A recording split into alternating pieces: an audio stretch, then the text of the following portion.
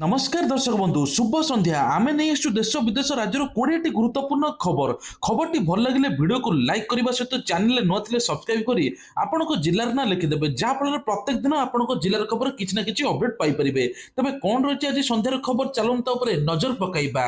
प्रथम खबर बारवाटी स्टाडियम रे कमिला सीट संख्या 2500 सीट कमेला ओसीए तेबे आगो को बड़ मैच अच्छी ଗ୍ୟାଲେରୀ ଗୁଡିକରେ ମଧ୍ୟ ଏବେ ସିଟ୍ ସଂଖ୍ୟା 2500 କମାଇଛି ଓଡ଼ିଶା କ୍ରିକେଟ ଆସୋସିଏସନ।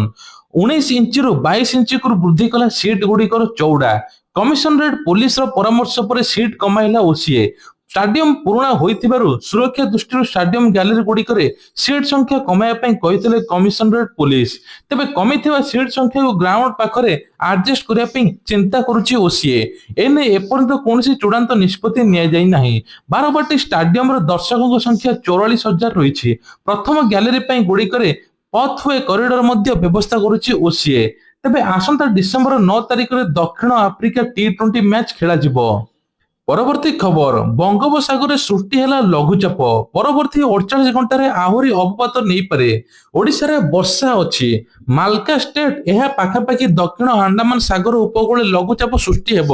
ଓଡ଼ିଶା ଉପକୂଳ ଠାରୁ ଏହା ବହୁତ ଦୂରରେ ରହିଛି। ଏହା ଆହୁରି ଘନୀଭୂତ ହେବ। ଏହା ଫଳରେ 24 ତାରିଖ ନଭେମ୍ବର ପାଖାପାଖି ଓଡ଼ିଶାରେ ମଧ୍ୟ ବର୍ଷା ହେବ। ଏହା ବାତ୍ୟାର ରୂପ ନେବ କି ନାହିଁ ସେ ନେଇକି ଆଇଏମଡି ପକ୍ଷରୁ ଏପର୍ଯ୍ୟନ୍ତ ଆକଳନ କରାଯାଇ ନାହିଁ। ଯଦି ପାଣିପାଗ ବିଭାଗ ମଡେଲ ବାତ୍ୟାର ରୂପ ନେବ ତେବେ ଅନ୍ୟପଟେ ଓଡ଼ିଶା ଉପକୂଳ ଠାରୁ ଲଘୁଚାପ ବହୁ ଦୂରରେ ଥିବାରୁ ଓଡ଼ିଶା ଉପରେ ବାତ୍ୟାର ପ୍ରଭାବ କୌଣସି ପଡ଼ିପାରିବନି ବୋଲି ସୂଚନା ମିଳୁଛି। ପରବର୍ତ୍ତୀ ଖବର ମହାପ୍ରଭୁ ଜଗନ୍ନାଥଙ୍କର ମହିମା ସୁସ୍ଥ ହେଲା ଅସୁସ୍ଥ ପିଲା ଶରଣ ରକ୍ଷଣ ମହାପ୍ରଭୁ। କିଛି ଦିନ ପୂର୍ବରେ ଆପଣ ଭିଡିଓ ଦେଖିଥିବେ ରାଜସ୍ଥାନରେ ଜଣେ ଭକ୍ତ ନିଜର ଅସୁସ୍ଥ ପିଲାକୁ ସିଧା ଗଡାଇ ଦେଇଥିଲା ବଡ ଦାଣ୍ଡରେ ସାଙ୍ଗରେ ଆଣିଛନ୍ତି କୁନି ପିଲାକୁ। ରାଜସ୍ଥାନ ପାଶ୍ୱାଡ ଏକ ଭକ୍ତ ନିଜ ଶିଶୁକୁ ବଞ୍ଚାଇବା ପାଇଁ ମହାପ୍ରଭୁଙ୍କୁ ପ୍ରାର୍ଥନା କରିଥିଲେ। ଡାକ୍ତରଙ୍କ ପାଖରୁ ନିରାଶ ହେବା ପରେ ଜଗନ୍ନାଥଙ୍କୁ ପ୍ରାର୍ଥନା କରିଥିଲେ। ପୁରୀ ମହାପ୍ରଭୁଙ୍କ ଶରଣ ପିସିଥିଲେ। ତେବେ ନୀଳକନ୍ଦରରୁ ଶୁଣିଥିଲେ ମହାପ୍ରଭୁ ଅସୁସ୍ଥ ଶିଶୁକୁ ସୁସ୍ଥ କରିଥିଲେ। ଧୀରେ ଧୀରେ ଏବେ ସୁସ୍ଥ ହେବାର ଲାଗିଛି।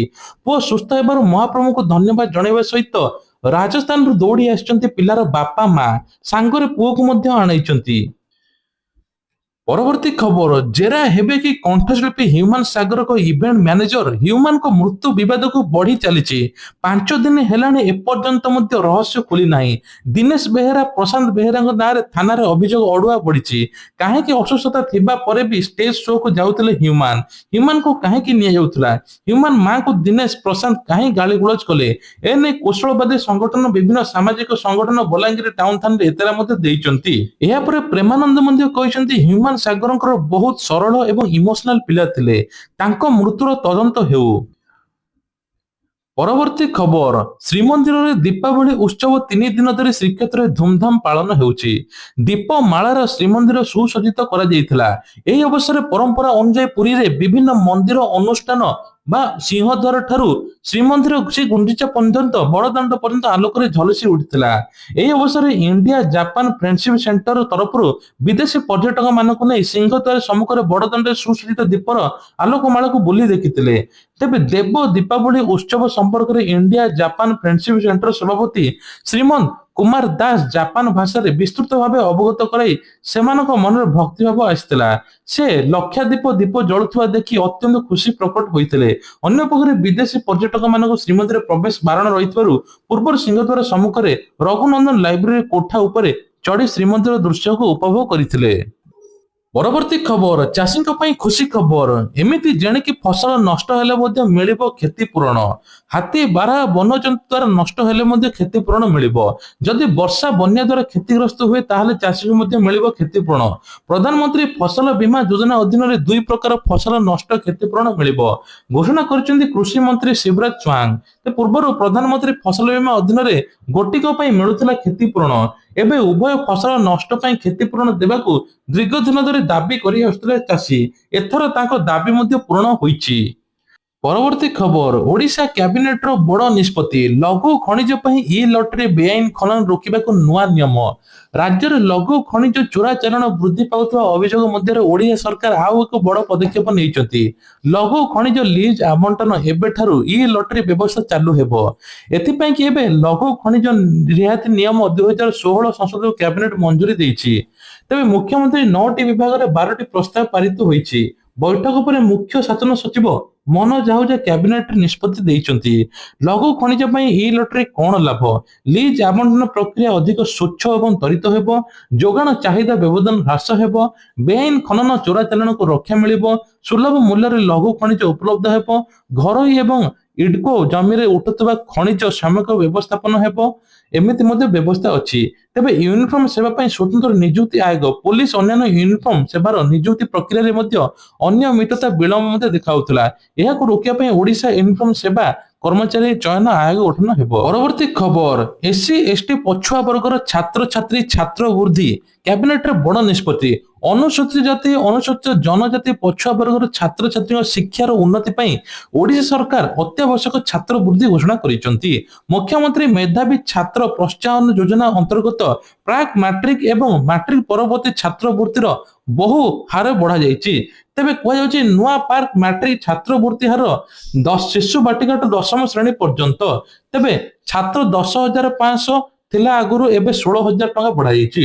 ପୂର୍ବରୁ ଛାତ୍ରୀ 11,000 ଟଙ୍କା ଥିଲା, ଏବେ 17,000 ଟଙ୍କା ବଢାଯାଇଛି। ଏହି ସୁବିଧା ଅନ୍ତେବାସୀ ଛାତ୍ରଛାତ୍ରୀଙ୍କ ପାଇଁ କି ପ୍ରବଳ ହେବ ବୋଲି କୁହାଯାଉଛି। ତେବେ ତା ସହିତ ମଧ୍ୟ ପୂର୍ବତନ ମଧ୍ୟ ପଢୁଥିବା ଛାତ୍ରଛାତ୍ରୀଙ୍କ ପାଇଁ 11,000 ଟଙ୍କା ଥିଲା, ଏବେ 17,000 ଟଙ୍କା ବୃଦ୍ଧି କରାଯାଇଛି। ତେବେ କେବେଠାରୁ ଲାଗୁ ହେବ? ଏହି ନୂଆ ହାର ଶିକ୍ଷାବର୍ଷ 2025-26 ଡିସେମ୍ବର 1ରୁ ଆରମ୍ଭ ହେବ। ପରବର୍ତ୍ତୀ ଖବର, ବିହାର ବିଧାନସଭା ନିର୍ବାଚନରେ ଏନଡିଏ ମେଣ୍ଟର ଐତିହାସିକ ବିଜୟ ପରେ ଶୁକ୍ରବାର ଦିନ ଓଡ଼ିଶା ଗସ୍ତରେ ଆସିଥିବା କେନ୍ଦ୍ରମନ୍ତ୍ରୀ ଧର୍ମେନ୍ଦ୍ର ପ୍ରଧାନଙ୍କୁ ଭୁବନେଶ୍ୱର ବିମାନ ବନ୍ଦରରେ ଉତ୍ସାହିତ ଏବଂ ଭବ୍ୟ ସମ୍ବର୍ଦ୍ଧନା ଜ୍ଞାପନ କରାଯାଇଛି।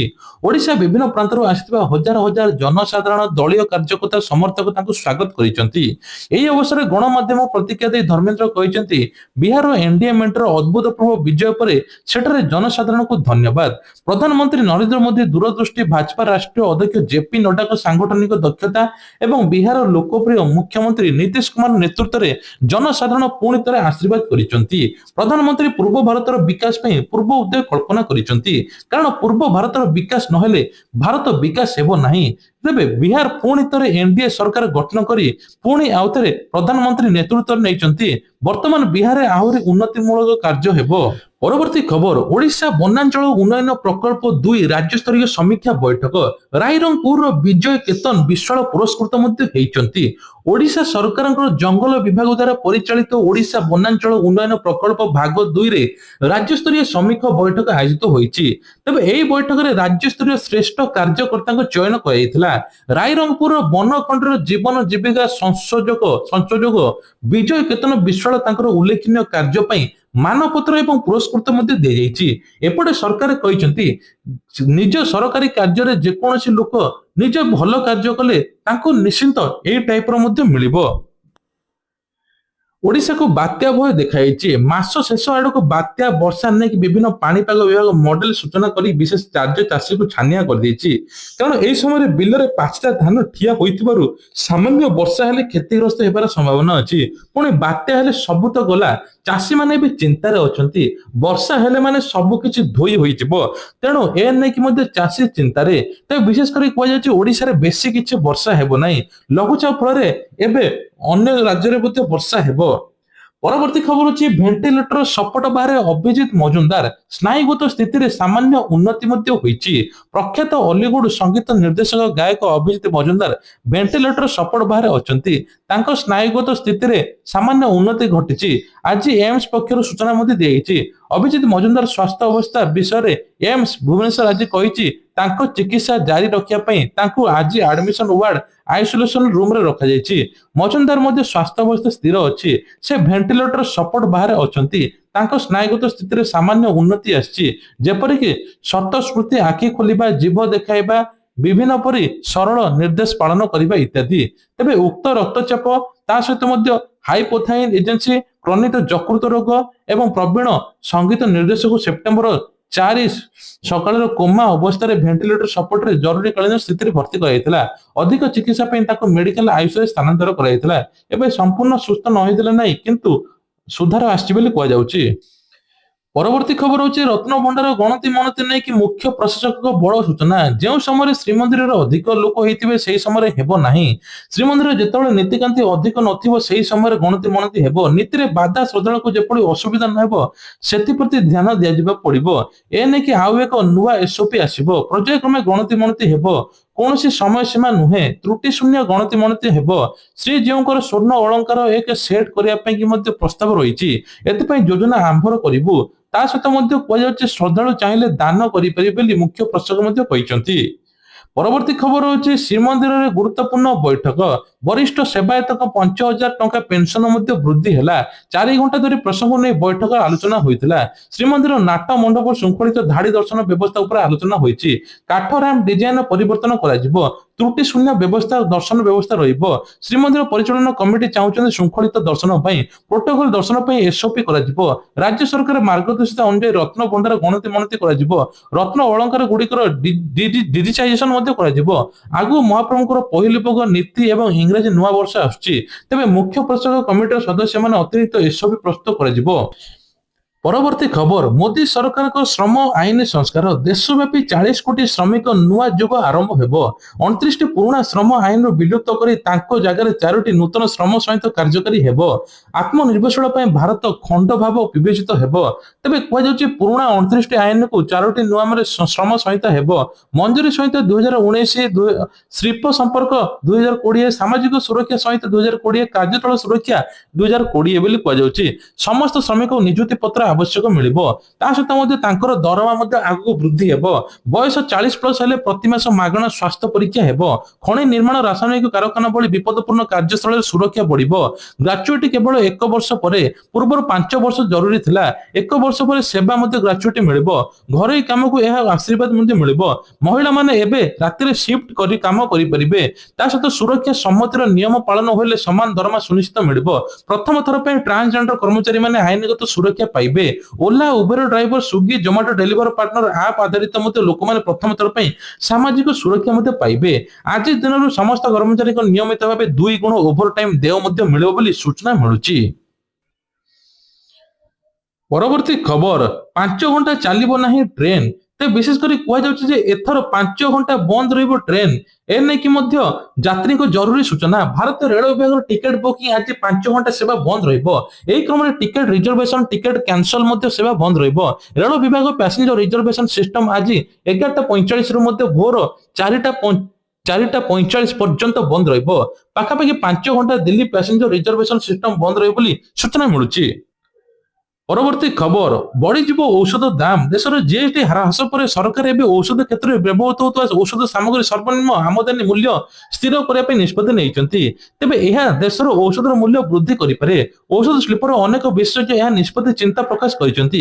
ସେମାନେ କହିଛନ୍ତି କିଛି ଅତ୍ୟାବଶ୍ୟକ କଞ୍ଚାମାଲ ଏନ୍ଆଇପି କରିବା ଦ୍ୱାରା ଏପିଆଇ ଏବଂ ଔଷଧ କମ୍ପାନୀ ମୂଲ୍ୟ ବୃଦ୍ଧି କରାଯିବ। ଏହା ବର୍ଦ୍ଧିତ ମୂଲ୍ୟ ସିଧାସଳଖ ରୋଗୀମାନଙ୍କୁ ପ୍ରଭାବିତ କରିବ ବୋଲି କୁହାଯାଉଛି। ତେବେ ଇଏ ଥିଲା ଆଜିର କିଛିଟା ଦେଶ ବିଦେଶ ରାଜ୍ୟର ଖବର। ଯଦି ଖବରଟି ଭଲ ଲାଗିଥାଏ ଲାଇକ୍ କରିବେ ଆଉ ଆଗାମୀ ଖବର ଦେଖିବା ପାଇଁ ମଧ୍ୟ ୱେଟ୍ କରିବେ। ଜୟ ଜଗନ୍ନାଥ।